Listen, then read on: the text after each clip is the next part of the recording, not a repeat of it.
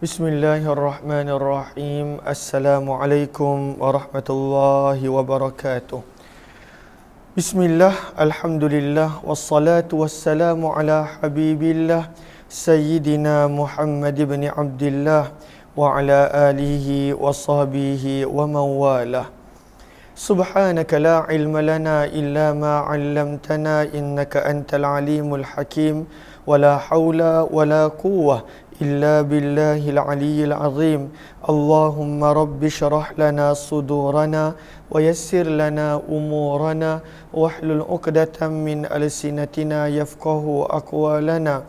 Allahumma fakkihna fid din wa 'allimna at-ta'wil birahmatika ya rabbal alamin walhamdulillahi rabbil alamin. Alhamdulillah summa alhamdulillah. Apa khabar sahabat-sahabat semua? Selamat pagi, sabahun nur, sabahul khair. Kita bertemu kembali setelah lama kita tak bersama dalam program-program online kita. Saya pun pagi ni akan buat sekadar yang mampu dulu, sebab baru tiba jam 3.30 pagi tadi baru tiba. Badan pun sebenarnya tak berapa selesa lagi, tak berapa sihat lagi. Namun mudah-mudahan insya-Allah sedikit sebanyak yang kita mampu buat lebih baik daripada langsung kita tidak melakukan apa-apa. Ahlan bunga lawang, Azima, Azizali, kemudian Indun Hashim, Salbia Ali, Mun Maisma. Terima kasih banyak-banyak Muhammad Fauzi bin Ali dan juga Acin Alim, Saniyah Tubi dan begitu juga yang lain-lain di ruangan TikTok. Ahlan semua. Kita nak sambung pembacaan hadis kitab Sunan Tirmizi, hadis-hadis yang telah dikumpulkan oleh Imam Tirmizi rahimahullahu ta'ala. Dan kita masih lagi berada pada tajuk berkenaan tentang maghazi, berkenaan tentang peperangan-peperangan. Dan Imam Tirmizi membawakan pada tajuk yang ke-28, Babu Maja'a, bab pada hadis yang telah datang berkenaan an-nuzuli 'alal hukmi. An-nuzul maksudnya adalah turun, tetapi yang dimaksudkan di sini adalah permintaan untuk menerima. An-nuzul di sini terjemahannya adalah permintaan musuh untuk menerima, 'alal hukmi ay ala hukmi rajulin minal muslimin, permintaan musuh untuk menerima keputusan seseorang daripada kalangan umat Islam. Lalu selalunya yang membuat keputusan adalah panglima ataupun khalifah pemerintah Islam. Tapi adakah boleh contohnya musuh nak request, dia kata kami hanya akan menyerah kalaulah yang menjatuhkan hukuman, yang membuat hukuman bagi pihak kami adalah orang yang tertentu. Adakah boleh nak minta begitu? An-nuzuli 'alal hukmi, permintaan musuh untuk menerima hukuman berdasar menerima hukuman di atas keputusan seseorang Islam yang tertentu. Jawapannya, kalaulah pemerintah dan khalifah izinkan maka boleh.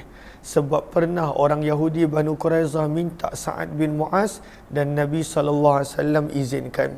Dan itu yang kita nak baca. Allahumma salli ala Muhammad.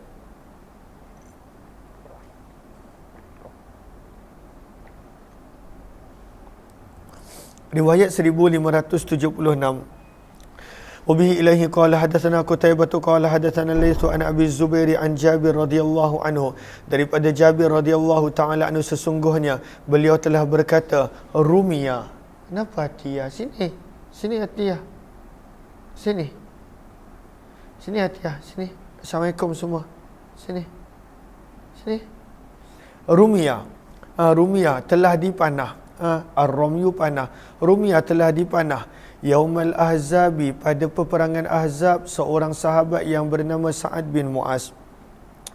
Faqata'u, maka panahan orang-orang musuh tersebut telah memutuskan akhalahu, urat nadi tangannya. Urat nadi tangannya telah terputus.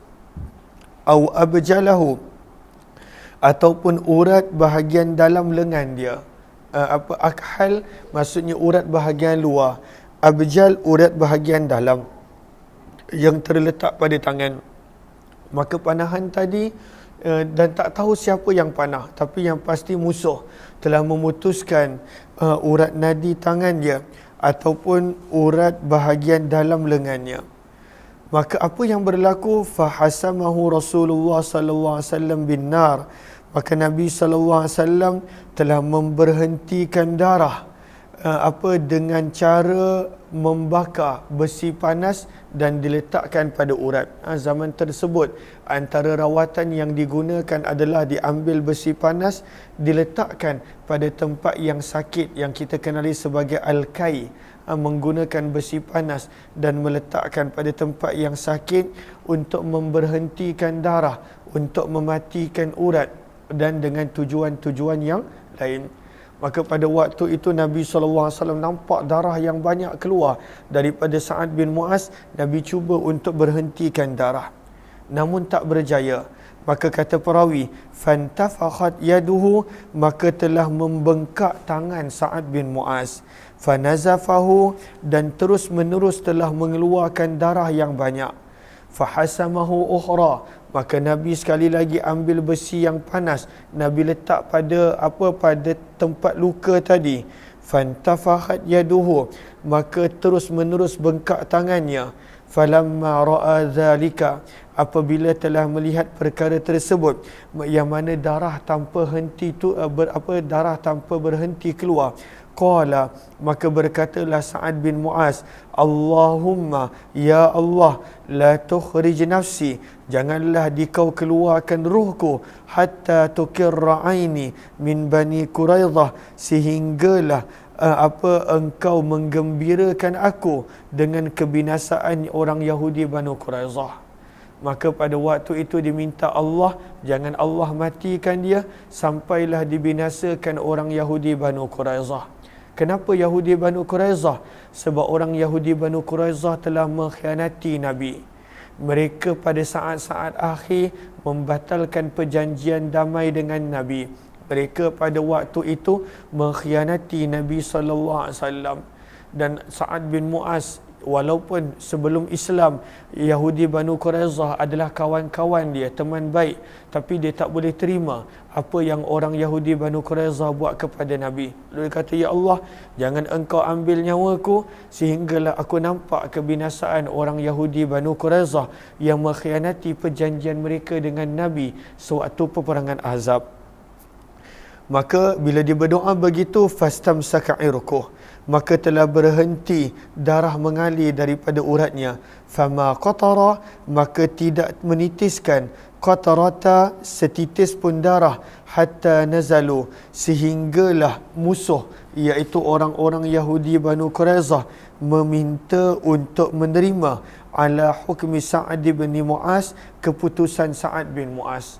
Maka setelah selesai perang Ahzab, Nabi SAW telah diperintahkan untuk kepung perkampungan Yahudi Banu Quraidah.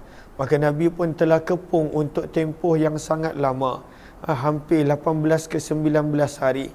Maka akhirnya orang Yahudi Banu Quraidah, diringkaskan cerita, mereka kata, kami sedia untuk menyerah, tapi dengan syarat yang menghukum kami adalah Sa'ad bin Mu'az. Dan mereka sangka Sa'ad bin Mu'az akan berlemah lembut dengan mereka, akan memaafkan kesalahan mereka.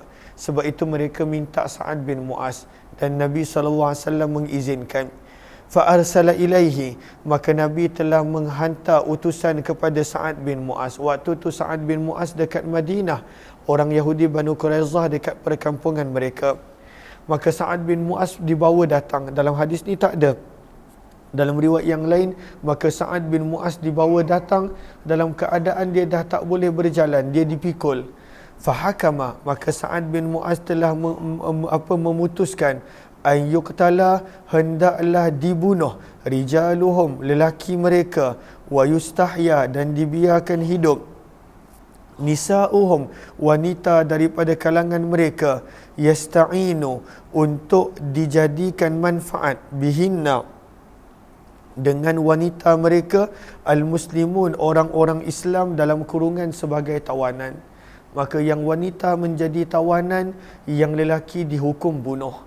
Dan ini sebenarnya tidaklah keterlaluan kalaulah kita benar-benar memahami sirah bagaimana mereka mengkhianati perjanjian pada waktu yang sukar sewaktu dalam peperangan Khandaq, peperangan Parit. Maka Nabi SAW bila mendengar keputusan Sa'ad, Nabi bersabda, asabta hukmallahi fihim, engkau telah membuat keputusan yang tepat pada mereka. Wakanu, dan adalah jumlah lelaki daripada kalangan mereka 400 orang. Maka semua mereka dibunuh. Sebab kecuali orang-orang yang tak terlibat dalam pengkhianatan, maka dibebaskan.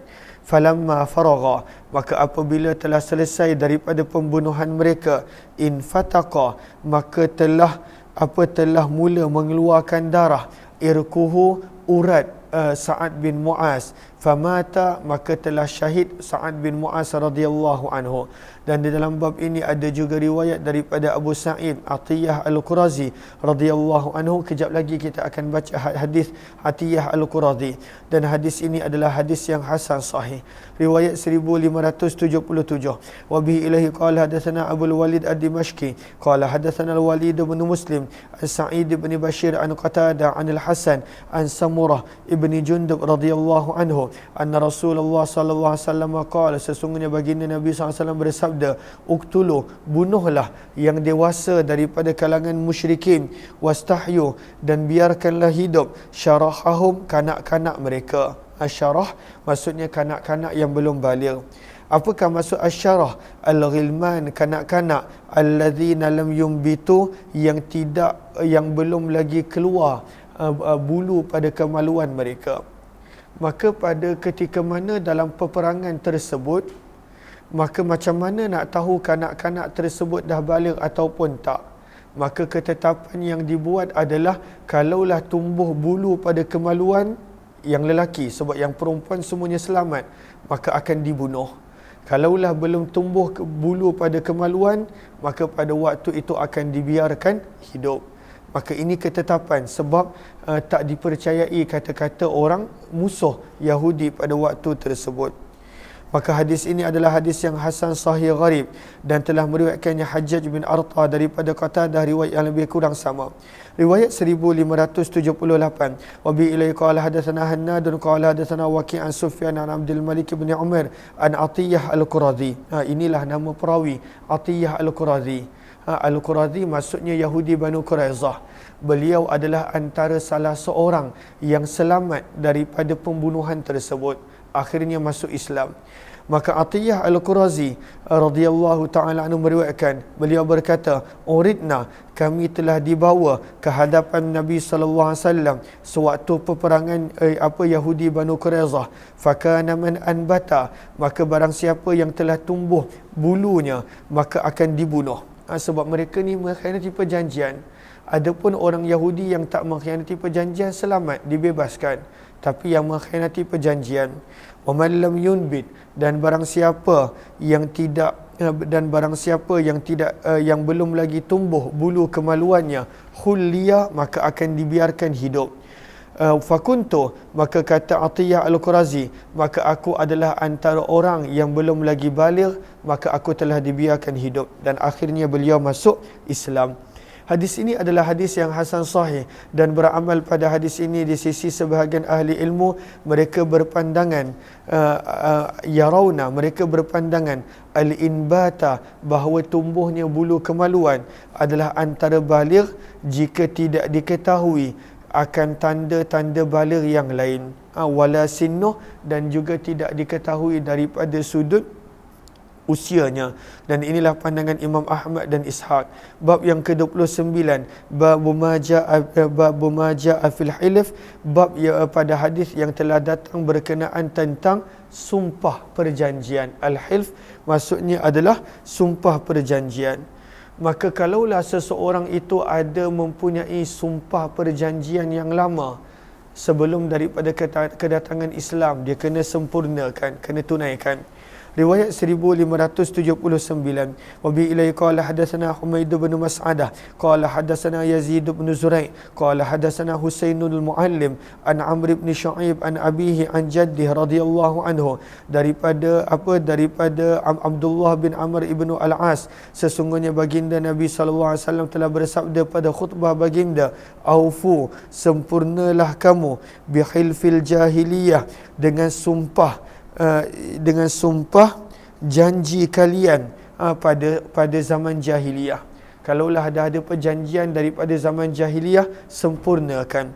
Fa innahu la yaziduhu ya'nil islam illa shiddah, kerana tidaklah Islam kecuali akan lebih menguatkan, akan lebih mengukuhkan akan perjanjian-perjanjian. Sebab Islam mendidik untuk memenuhi janji, untuk memenuhi perjanjian. Wala tuhdisu, dan janganlah membuat perjanjian yang baru dalam Islam dengan musuh-musuh. Dan di dalam bab ini ada juga riwayat daripada Abdurrahman bin Auf, Ummu Salamah, Jubair bin Mut'im, Abu Hurairah, Abdullah bin Abbas, Qais bin Asim. Hadis ini adalah hadis yang hasan sahih. Bab yang ke-30, adakah boleh mengambil jizyah daripada kalangan orang Majusi? Ulama sepakat boleh ambil jizyah daripada orang-orang ahlul kitab, Yahudi dan Nasrani. Tapi selain daripada ahli kitab, adakah boleh ambil jizyah? Lihat kepada Arafah pada baris yang pertama, berkata Imam Syafi'i, innal jizyata 'alal kitabi, jizyah boleh diambil daripada ahli kitab, Yahudi dan Nasrani. Wa misluhu al-majusi, begitu juga orang-orang Majusi. Adapun Imam Abu Hanifah kata tak boleh. Jizyah, pilihan jizyah hanya untuk ahlul kitab. Selain daripada ahlul kitab tidak ditawarkan jizyah. Yang ditawarkan hanyalah masuk Islam ataupun pada waktu itu hukuman dijatuhkan. Jizyah hanya untuk ahli kitab, kata Imam Abu Hanifah. Dan ini menjadi dalil untuk Imam Syafi'i rahimahullah. Riwayat 1580. Wa bi ilaihi qala hadatsana Ahmad bin Mani' qala hadatsana Abu Muawiyah qala hadatsana Al-Hajjaj bin Artah an Amr bin Dinar an Bajalah bin Abdah qala kuntu katiban, kata Bajalah bin Abdah, adalah aku penulis untuk Jazak bin Muawiyah ala manazir, yang mana pada waktu itu aku menjadi penulis di tempat yang bernama Manazir. Maka telah sampai kepada kami surat Khalifah Umar bin Khattab, yang mana pada waktu itu Umar bin Khattab menulis, unzur, lihatlah kamu majusa akan urusan orang-orang Majusi, man kibalaka, yang ada di pihak kamu. Maka kata Umar bin Khattab, fakhudh, maka ambillah kamu, minhum, daripada orang Majusi akan jizyah. Maka daripada sini menjadi dalil boleh diambil jizyah juga daripada selain ahli kitab. Fa inna Abdurrahman ibn Auf, kerana sesungguhnya Abdurrahman bin Auf, kata Umar bin Khattab, telah mengkhabarkan daku bahawa sesungguhnya Nabi SAW telah mengambil jizyah daripada orang Majusi yang tinggal di Hajar. Hadis ini adalah hadis yang hasan. Hajar dekat mana? Ardul Bahrain, sebuah tempat yang berada di Bahrain pada zaman tersebut. Ada juga mengatakan ianya bukan Bahrain, namun ismu balad bil Yaman, nama tempat yang berada di Yaman. Ini adalah perbezaan pendapat. Riwayat yang seterusnya, riwayat yang ke-1581. Wa bi ilaihi qala hadatsana Ibnu Abi Umar qala hadatsana Sufyan an Amr bin Dinar an Bajalah anna Umar, sesungguhnya Umar bin Khattab radhiyallahu taala anhu tidak mengambil jizyah daripada kalangan orang Majusi, sehinggalah dikhabarkan oleh Abdurrahman bin Auf bahawa Nabi sallallahu alaihi wasallam pernah mengambil jizyah daripada orang-orang Majusi penduduk Hajar. Wa fil hadis, dan dalam periwayatan ini ada ada perbahasan yang lebih daripada ini. Hadis ini adalah hadis yang hasan sahih. Kita berhenti di sini dulu. Minta maaf masih lagi tak larat. Perancangannya nak mengajar seperti biasa, tapi tubuh badan ni dah tak larat. Allahumma salli ala sayyidina Muhammad. Jauh perjalanan, nak sampai ke rumah 6 jam daripada Madinah ke Jeddah, 6 jam. Kemudian lebih kurang 4 jam, 5 jam dekat airport Jeddah, sebab bawa jemaah kena pergi awal. 6 jam tambah 5 jam, dah lebih kurang 11 jam. 9 jam flight. Lalu dah dah 20 jam. Kemudian sampai tadi pukul 12.30, sampai rumah hanya 3.30. Lalu badan masih lagi tak boleh adapt kepada suasana semasa. Tapi insya-Allah mungkin lepas rehat beberapa ketika, kita sambung balik program-program kita insya-Allah. Lalu pada pagi ni tak mampu nak buat hayati Quran, tak ada hayati Quran pada pagi ni. Dan juga Jami' Tirmizi pada jam 9 pun tengok macam mana. Kita akan sambung balik seperti biasa insya-Allah. Terima kasih semua. Jumpa lagi. Wabillahi taufiq wal hidayah. Assalamualaikum warahmatullahi wabarakatuh.